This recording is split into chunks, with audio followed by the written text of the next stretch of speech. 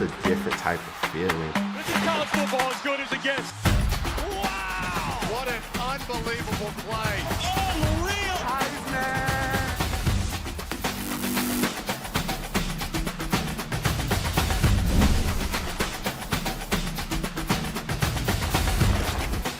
Welcome to the Kickoff presented by Ram Trucks, and Happy New Year! First show of the new year. Skubie Mageza here with Phil Murphy, filling in for Gary Streisky and Matt Berry. We couldn't be happier to be with you here today. And Phil, 'tis the week.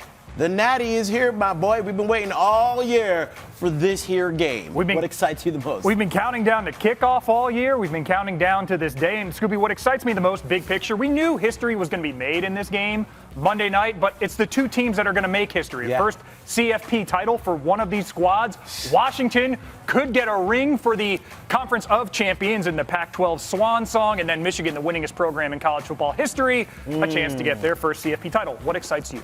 Man, one thing for sure that we know is there will be a Big Ten defending champion come next season. But what excites me the most about this matchup is that we got two polar opposite type teams going against each other. Strength on strength. The number one offense, the number one defense. Everybody likes to say that defense wins championships, which is why you see the colors on your boy, right? I got the maize blue, I got the yellow, and you, Phil, he's wearing the Washington colors. Go ahead and do your Superman thing. Well, again, I am defending UW. I grew up actually with Huskies in my household. Yeah. Skubie hates dogs, apparently. He's back in the Wolverine. Lies.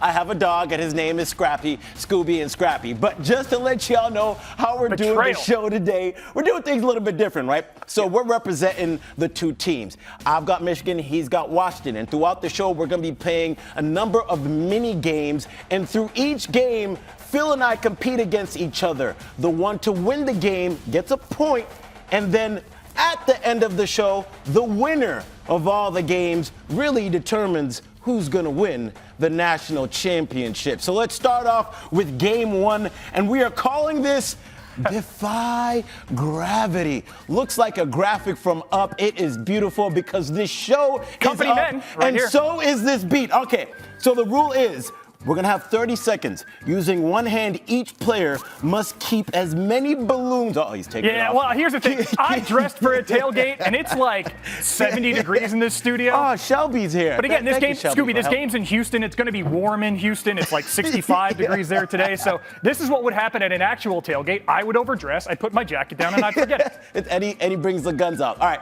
so 30 seconds. Our job is to keep the balloons in the air as much as possible, and then the one with the most balloons at the end of 30 seconds ends up winning. So let me go ahead and put this here, tablet down. So we just have to have all these balloons in the air after 30 seconds. Okay, all right, so let's start the timer. You see it right there. I can't even get All it. right. Is it? All right, the clock begins. And I have to juggle these, right? Yeah. Can you juggle? Because I can't.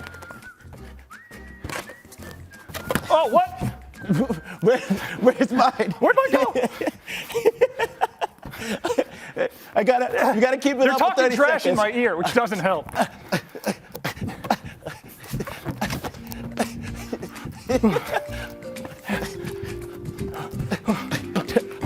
We look ridiculous doing this.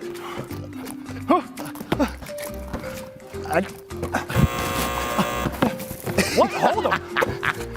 Look at no, he didn't have it in hand. They're telling me Skubie wins. I am taking game one of Defy Gravity, which means Michigan is up 1-0. Wow, I'm actually kind of out of Sorry, breath you from that. dumb. I tried. Whew. Okay, so that was fun.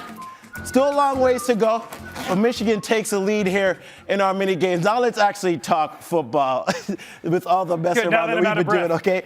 So we all saw the CFP semifinal games. Yeah. Probably one of the best semifinal games that we have seen. Yeah. So Phil, does Texas and Washington, including Michigan and Alabama, crack your top three for all-time semifinal games? You know, reflexively, it came down to the last snap. But both of these games did. There's this tendency in sports to say, yes, immediately, best of all time. It was a darn good game. Yeah. But for me, my top three with, Michael Penix throwing for 430. I mean, targeting his two receivers, Rome Odunze, Jalen Polk, 11 catches, 247, and a touchdown between the two of them. And in here, Adonai Mitchell can't come down with it. Pass breakup on the final play.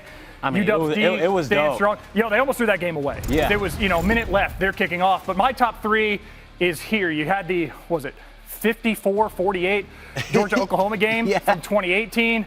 And then the great Deshaun Watson, Hunter Renfrow pass in a national championship game. Right, when you combine stakes and quality of game, Alabama coming back from 13-0 down at the half, Jalen Hurts getting benched for Tua in the national championship in 2018, Georgia losing at home in Atlanta, walk-off touchdown, Devontae Smith from Tua Tagovailoa. Yeah. You got all those factors with the walk-off. Forget this play. Freshman to freshman, I believe, at that point, too. Devontae Smith, who later became a Heisman winner.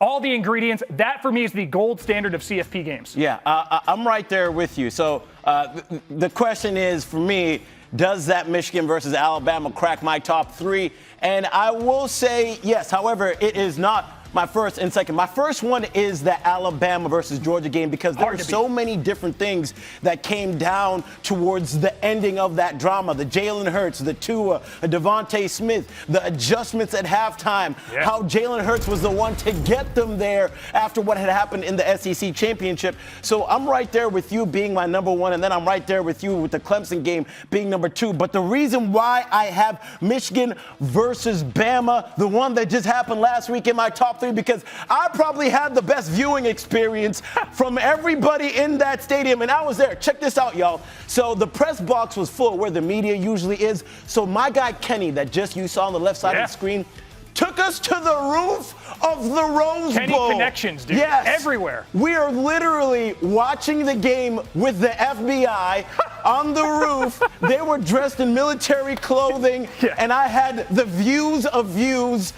Nobody bothering us. We could yell, we could scream, and then towards the end of the game, we got to watch the ending from that sideline where Jalen Milroe was stopped. Who's going to compete with that, though? How can I top that? You're over here flexing and one-upping in the A block. You're already up 1-0 in our competition. So, I mean, at the end of the day, it's about, is it in the top three for myself? It is my list. That's the reason why it makes my top three, because I was there. I can relate to it. I felt the energy in that stadium, and I saw how big those boys on Michigan are. It is a real thing. That is a huge, strong, fast team, Phil. Well, and again, the college football playoff, when you draw it up, the last year of this 4-team format, you want competitive games in the two semifinals. Both of these coming down to the last snap of the ball. It sets up a really exciting game Monday night. Yeah, and at the end of it, everybody's going to be asking, where is Harbaugh going to go? So that leads me into our next game, and we're calling it, Where's Harbaugh? Yes, I'm up 1-0, so everybody knows the game. Where's Waldo? So Alabama was up on Michigan. What happened? This is essentially going to be the same type of vibe, y'all. We're going to have a chance to look at the screen right here and find Jim Harbaugh in the sea of fake Jim Harbaugh. First one to find him. I'm like training my eyes for this. So let's go ahead and bring it up. So we just got to spot him, right? Y'all help out. We just got. All right, any of you who see this at home, up there on the right. Got him. He had his back there. You guys. Oh, man. Hey, that wasn't that hard, guys. He's the only other picture that, like, literally look where he's shines. standing. He's, like, facing him. Yeah, that was a little bit cheap. So that's the only Where's Harbaugh game we got. I need to bench Jalen Hurts to come back from halftime. All right, I'm up 2-0. Listen, Michigan's off to a great start, but Washington tends to pull off comebacks, Phil. It is not over. Yeah. But now it is time now for Built for Success, presented by Ram Trucks. And let's dive a little bit deeper now into the Michigan side of things. It's been Michigan versus everybody, and they're now one win away from the ultimate vindication. The Wolverines outlasted Alabama in the semis and are knocking at that door of an undefeated season. Now, it's worth noting that Michigan won its last meeting against Washington in 2021. But what will happen in this year's rematch with the stakes of a national title on the line? Phil, if Michigan wins this game, will you put an asterisk on their title season, with everything that's happened? As somebody who was born in State College, Pennsylvania, and unashamedly cheers for Penn State, Absolutely not. There's no asterisk on this season. The first 3 games Jim Harbaugh was suspended was due to practicing conditions during COVID 3 years ago. It has nothing to do with 2023. Yeah. The sign stealing scandal, there was enough punishment to suspend him for 3 games, but he ain't stealing signs from Alabama. They shut down Jalen Milroe. They sacked him 6 times. And with this team against Washington, they're not going to see any more tape than we. If they can get the win over Washington, they are favored to do so. No asterisk whatsoever. Yeah, and well, let's remember, y'all, you speak about Jim Harbaugh having to get suspended. He got suspended twice for 3 games, 6 games this season. He wasn't on the sideline with that team. That coaching staff deserves some type of credit. Sharon Moore taking over in those 3 games. Yeah. Penn State, Ohio State, the biggest games of the season for Michigan, and he was able to lead that team through. There is not an asterisk next to this team if they win the championship. As a matter of fact, it is going to be a big win and another reason for Michigan fans to say that we are the best. Now, there's speculation that Harbaugh will leave after the season. I said it at the top of the segment. Where's Harbaugh? But if they do, he was on the boat in the corner. If they do end up winning the title, does Harbaugh end up leaving for the NFL?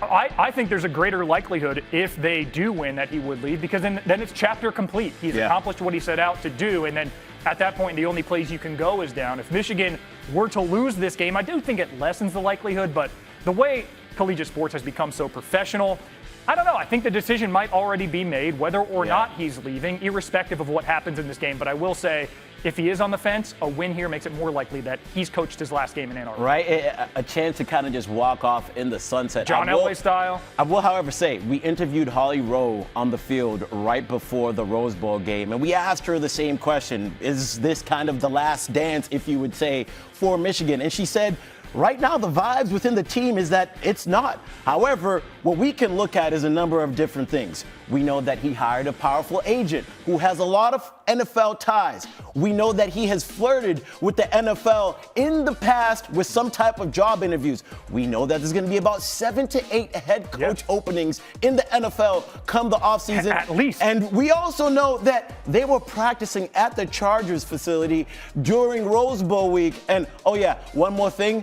Reports say that Michigan offered a 10-year, $125 million contract to Harbaugh to stay. However, he has to not flirt or entertain any NFL offers for 2024, and he is still yet to sign that supposed contract offer. So those are the things that I do know. And for me, Phil, that points towards the NFL. Now, if Michigan is going to win it all, what will be one of their keys in their game plan to beat Washington? I mean, it's simple enough. In those key moments in the fourth quarter, you saw Michigan start to be able to lean on Alabama, which not a lot of teams do, turning these 3- and 4-yard carries into 5 and 6. Watch the pre-snap motion, much like the Dolphins and 49ers do in the NFL. Michigan has motion at the snap at the 3rd highest rate in all of college football. Only LSU and Florida have it at a higher rate. They average 4.6 yards per carry in pre-snap motion. They're one of the best teams in college football with it. Washington, in defending pre-snap motion, just ranks 78th. So especially if Michigan can get an early lead, or even if they can't, they're able to turn 3- and 4-yard carries into 6 and 7. That wears down a team over time. That is a bad recipe for my Huskies, who I'm defending, and not well to this point. To be honest, I'm down 0-2. If Michigan in these pre-snap motions, if their defense is getting out of sorts like they have at some points this season, they're in a lot of trouble. Yeah, and I said it's strength on strength. So with teams that have so many strengths, you kind of got to find those little nicks and knacks within the game that you're a lot better than they are, right? And what Michigan does well is they shift and then motion. Look out for that. Now, in terms of the strength of Michigan, I say it's their defense. And that's something that I'm going to be looking at specifically, especially the interior, because what that interior is going to have to do against Washington is not just only get sacks. Obviously, that's an obvious thing to say, but you have to be able to get tackles for loss in the run game, just like you saw on the screen right there. Now, Washington has only given up 11 sacks on the season, but they've allowed 62 tackles for loss. That is 103rd in the country. When I look back to the season and the Arizona State game where Washington didn't score one offensive touchdown, they had 13 yards rushing. That's a tape that I'm popping in if I'm Washington. And it was Michael Penix's worst game of the year. He was clean against Texas and had his highest profile best game of the year. You can make the argument Yeah. they had an early season win where he was a little bit more dominant. But yeah, this team, they got to keep him upright. 11 sacks for the team. Penix has only been sacked 10 times.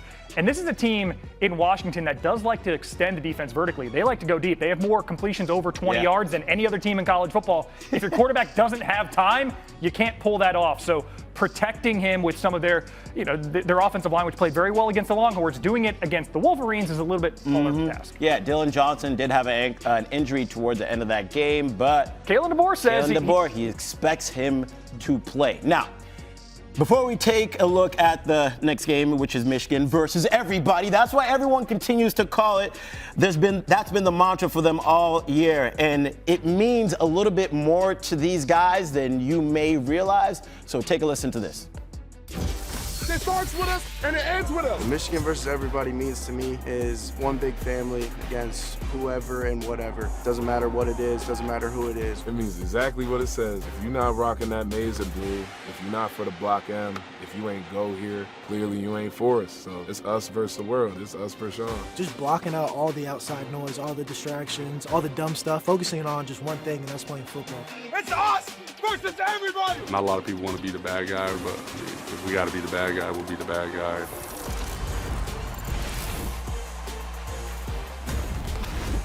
Remember back in high school sitting at the lunch table when you and all your homies would play one particular game, Phil? probably a little earlier than high school for me. Middle school, elementary school. You know the deal. Paper football. What an American classic. And that is our third game. With your boy leading 2-0, this dude is already doing workouts to get his Get my mind right, get my forearms right. paper foot ready. Okay, so you see it on the ground. We have a yard marker rug. There is the 40. There is the 50. There is the 30. And the person to kick it the furthest wins. Camera guy, get ready. It's Phil, down the hallway. you representing UW are up first. And as we've discussed, Michigan struggles on special teams. So I feel like this is where the comeback can begin. I got to pick a good one, though. They're going to get in my ear and be like, oh, go faster. No. This is important. So here we go. Ready? I got the right one. Oh, that's an interesting technique. He's getting worse. To the 20. Okay. I feel pretty good about that. Our practice one went way farther. But the thing about kickers is when the pressure's on, sometimes they don't show up. Already fumbling the hold. You want to take a 1, 2. Can I block the kick? Can I ice the kicker? Oh! Into the fire! Into the fire! No! We'll pick it out. What is going on? 2-1.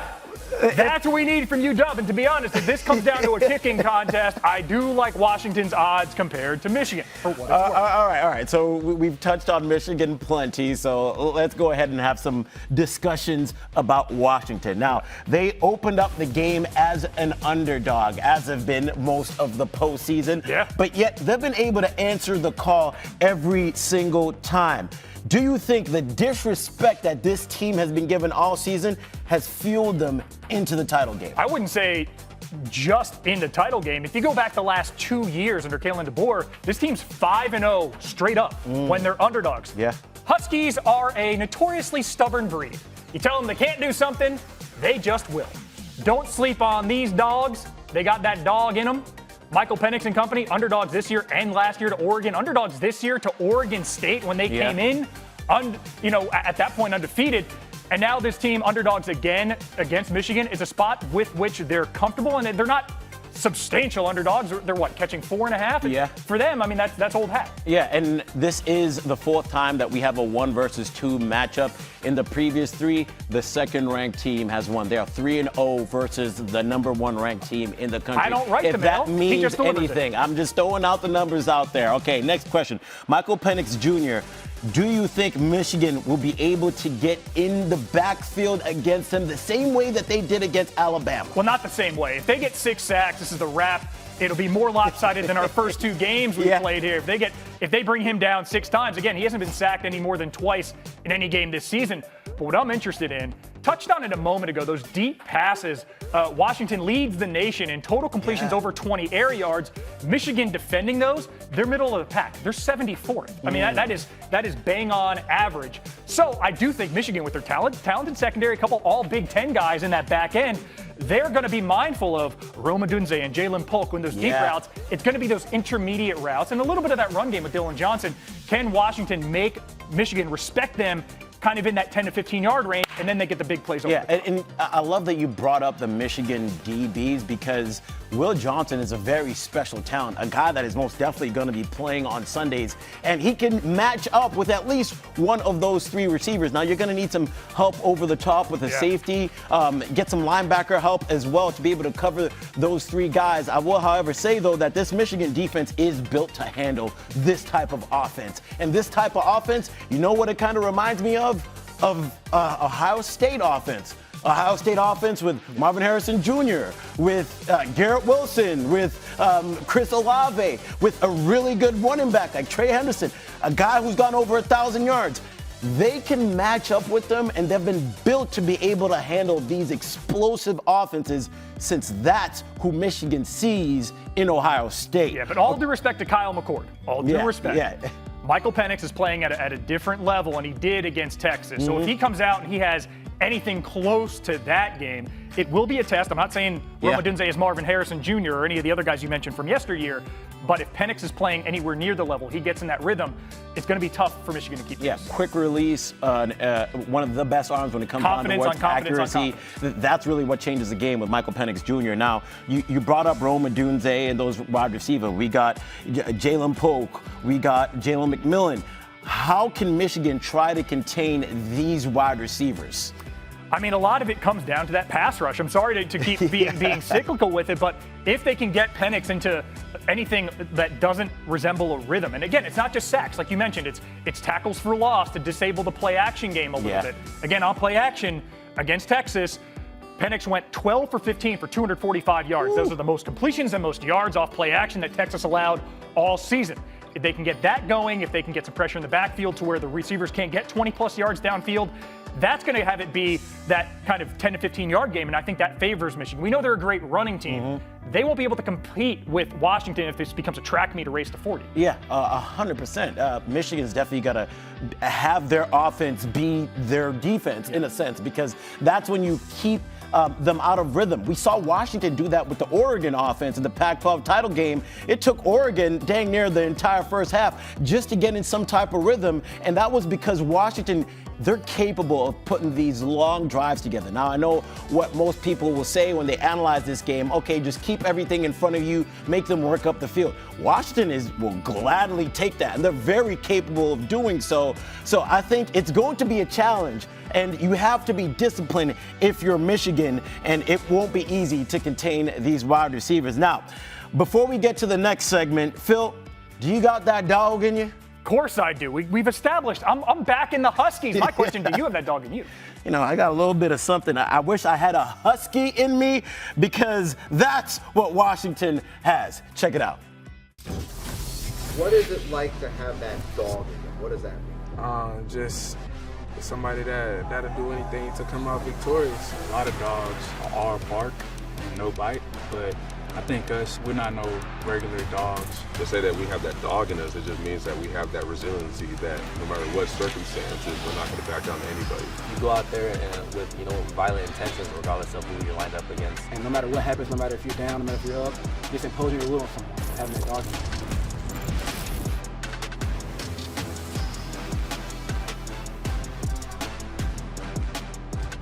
All right, it is the end of the CFP's current format. Phil, we are going over to the 12-team format. And not only that, conference realignment is a thing, y'all. It's going to look completely different next year. However, this is the last one.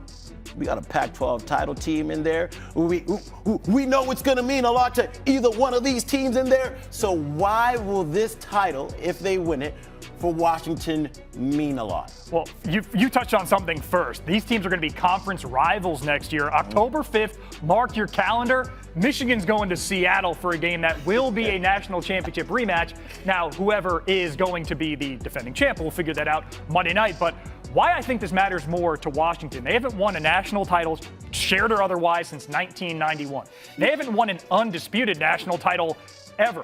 In the year of the Conference of Champions going away, it's swan song crossing over the Rainbow Bridge, for them to go out and make a statement that it validates not just what this program has done before they moved to the Big Ten, but it validates what they have done as a member of the Pac-8, Pac-10, Pac-12 now before it dissolves. And Skubie, a second reason I think it means more to Washington, this is Dubs. This is the mascot for the Washington Huskies. It was his birthday on Friday. He turned 6, birthday today. Happy birthday, Dubs. Happy birthday. Skubie, apparently you want to send Dubs home to Seattle sobbing and whimpering. You're going against him. I, for one, would love to see that happy puppy, that good boy, get a dub with you, Dub. You're tying my arms around my back because I am a dog person and I don't want to see a sad dog. Scrappy, I have questions. Reach out to Uncle Phil if you need a treat or something. Now listen, it's okay. It's okay. And I think this title is going to mean more to Michigan. And I will say that only because you brought it up at the beginning of the show, Phil. The most winningest program in the history 2002, of something like that? the sport. Absolutely insane. And we know how deep that fan base. Now you brought up shared titles. Yeah. The last time Michigan won a national championship, 1997 shared title. Go the last Big time Red. they won it outright, 1948. Wow. It's been a long time coming for this program to win the championship. They have lost every single time they made it to the semis under Jim Harbaugh. 6 straight bowl game losses. Coming into the Rose Bowl, you got the win against Alabama. You've gotten the wins over Ohio State. It has been a long time coming, and it has been Michigan versus everybody. It's Michigan carrying the weight for the M. UW is carrying the weight for the whole conference. And Huskies, Skubie, we know they're accustomed to carrying their own weight with the Iditarod, pulling more than their weight like a Ram truck. Oh, good one. Way to drop that Ram truck sponsor right there. You know we love you, Ram trucks. All right, Washington has got some trucks on their roster if you want. The prospects in the NFL draft, keep an eye out for them on Sunday this fall. We got... Penix may have worked himself in the top 10, top 15 of the draft. Don't think that's crazy. You can see him there in some mocks. Roma Dunze will likely be a top 10 pick. And then back into the first round, Troy Fautanu, probably the best guard in this class. And Braylon Trice, a valuable pass rusher, a valuable position. I can see one of these playoff NFL teams adding him to their roster at the end of the first round. Now, as for Michigan, their prospects are a little bit more deep when it comes down to it. I mean, we still haven't gotten word on J.J. McCarthy if he's leaving. Yeah, exactly. I think we can feel comfortable saying that. But they got plenty of guys who will be playing on Sunday as well. So you brought up Michael Penix probably climbing up the draft board. The thing about these games and in the playoffs that happened for C.J. Stroud is you're going up against NFL talent. So for evaluators, you watch these games saying, okay, this is going to be the best look for me to have of this player against NFL-type players, and that's the reason why if you perform, you can go up. Well, and we saw, we had our best CFP games ever, right? Deshaun Watson, game-winning touchdown pass in one game. Tua Tagovailoa, game-winning touchdown pass. Those are guys who, that was their introduction to, again, we knew they were great college players at that point. You're talking Heisman runner-ups for Watson, but these are guys who, in this biggest stage, they put a stake down. Watson probably should have gone higher in the draft, but even still, it's starting to validate what they're doing at the collegiate level, that it can be done at the pro level. McCarthy and Penix both likely to go in the first round. We'll see that they can prove that on Monday. Yeah, and Monday is going to mean everything, which is why the game we've been playing has meant everything. Right now, because of your boy, Michigan is up 2-1. Put them 4s up. However, this is when national championships are won. However, it is the fourth quarter. We might even call it overtime because we got a bonus game, all right? And this game, we're going to call it Name That Mascot.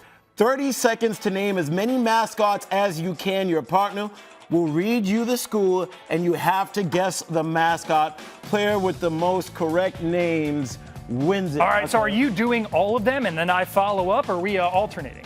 I'm keeping mine in here because I don't trust Skubie. So one at a time. Do you want to go first? You can go first. All right, so I will read you these first. Let me know when to begin. They're in my ear. I need my Bob Barker microphone. I've seen you with that. You do well. 3, 2. Iowa State. Cyclones. Correct. Kansas. Jayhawks. Correct. Georgia State. Bumblebees. Bumblebees is incorrect. They're the Panthers. Duke. Blue Devils. Correct. Kentucky. Wildcats. Correct. Boston College. You're a Boston guy. Eagles. Chestnut Hill and Oklahoma. Sooner. All right. So Skubie, I think you got 6 correct, 1 incorrect. So it should be 6 minus 1, right, guys? It should only count as 5. All right, fills up. This one is worth 4 points. So if you win, you win the whole event. Okay. All right, we're gonna start the clock here. 3, 2, 1. Notre Dame. Fighting Irish. Boise State. Broncos. UCF. Knights. Georgia Tech. Yellow Jackets, not Bumblebees. Auburn. Tigers. War Eagle. Tennessee. Volunteers. Penn State. Nittany Lions, baby. State College. App State. Mountaineers. Cal. Bears. Golden Bears. Louisville. Cardinals. Georgia. Bulldogs. I thought I was going to get like UNC Ashland. He got 11. He got 11, which means Washington pulls off the triumphant comeback in the game of games before the game. We don't write the mail. I just deliver it. You know Got you, what? Huskies. That's okay. Michigan likes to play on the field anyway. That is not going to be what happens on Monday. I'm just letting you guys know right now. Take them with the points. I'm just all right, well done. ESPN well bet. done. You know. But before we close everything out with this show, we're going to roll out some of the best moments from the show this year. As we know, Matthew Berry and Gary Streisky host the show. We have had plenty of guests. And by the way, a lot of great people helped put this show together. Off the top of my head, I know Shelby, Julius, we got, help me out here. John Luna, we got talking to us John now. Luna, we got Alex, we got Metzger. So many. If I missed you, I'm sorry. But that is the show. Thanks for watching the Kickoff presented by Rams Trucks. Now, take a look at our behind-the-scenes moments. Welcome to the Kickoff presented by Ram Trucks. 2 bros, 14 shows. I might order those and comp them. Yeah, your last name is Booty. You're coming out with something like boxer briefs. You have to. Oh, what fun it is to ride in a one-horse open He's like sleigh having fun and beat Matt Berry in Matt Berry versus Gary in the penultimate show. We're getting very intriguing here. Oh, do go on. That's right. Really? Sparty. For you people out there who think Xbox is better, hey, you clearly live with your mom. Cheerleaders. You knew that one a little bit too quick. I'm not biased. I'm biased. I'm biased. I give him some love, right? Good. Yo, and if we lose, it's going to be a problem.